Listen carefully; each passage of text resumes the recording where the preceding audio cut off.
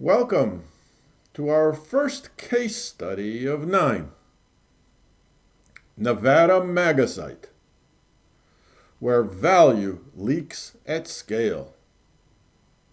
Why 6,500 acres can quietly be worth only 1,280. A lesson in land, sequencing, and invisible constraints. 6,500 acres. That number sounds massive. And that's exactly where most people stop thinking. In AI infrastructure, acreage is not value.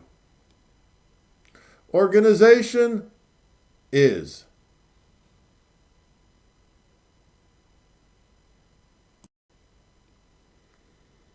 At first glance, this looks like a hyperscale opportunity. Flat land, scale, room to grow. Most investors would nod and move on. But this is where many large AI megasites fail quietly, not because demand disappears, but because value leaks long before anyone notices.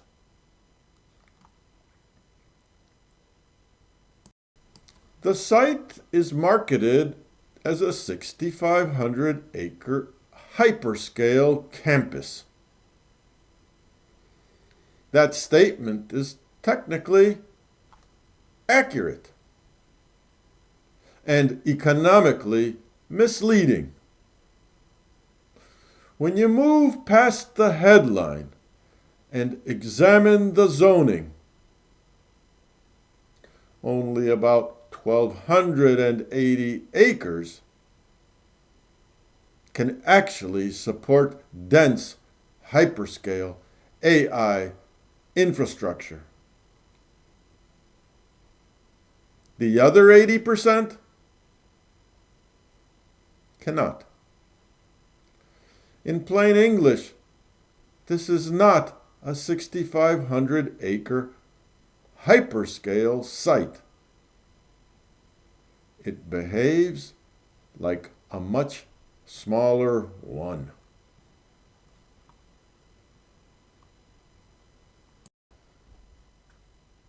Hyperscalers don't buy acres.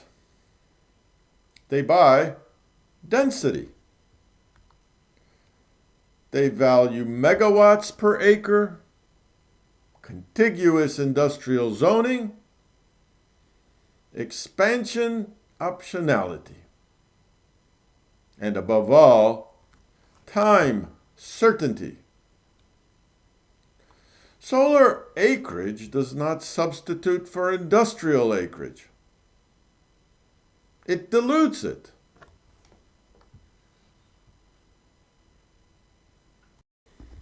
Now, let's express this in dollars.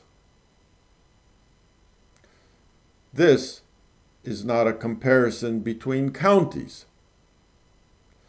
It's a comparison between two hyperscale land systems of similar size.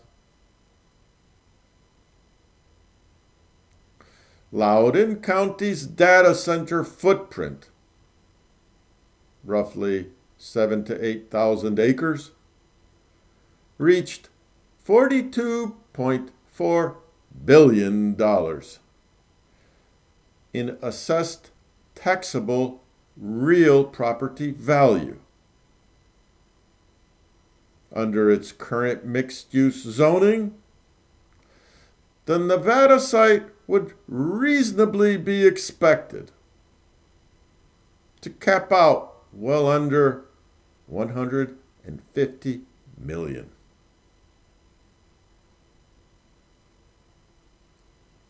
This is not a difference in demand.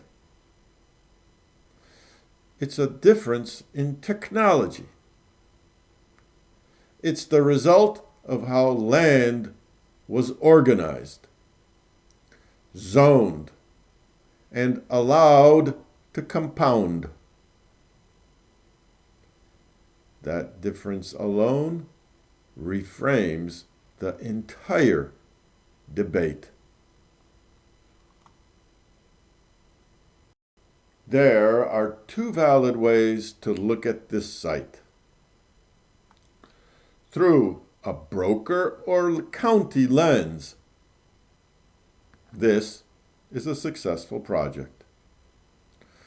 Large acreage, transmission access, solar viability, financeable, marketable. That is not the lens being applied here. This analysis uses a basin creation lens, the same bar set by places like Loudoun County. By that bar, early land use decisions permanently capped the outcome.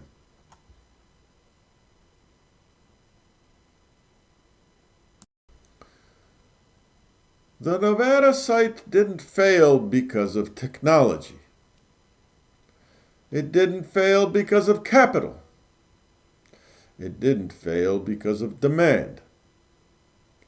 It failed because density was capped before compounding could begin. A power-first hyperscale land system concentrates value. Industrial zoning, substations, expansion rings, future megawatt optionality. One system diversifies, the other compounds. Only one produces exponential outcomes.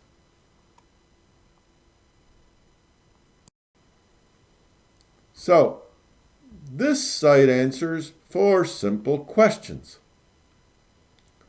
What happened? A large site was marketed as hyperscale, but most of its land could never support hyperscale density. What didn't happen? The land was never preserved for power-first compounding. What should have happened? Density should have been protected from day one. What will happen? The site will peak far below its apparent potential, while regions designed for density continue to compound.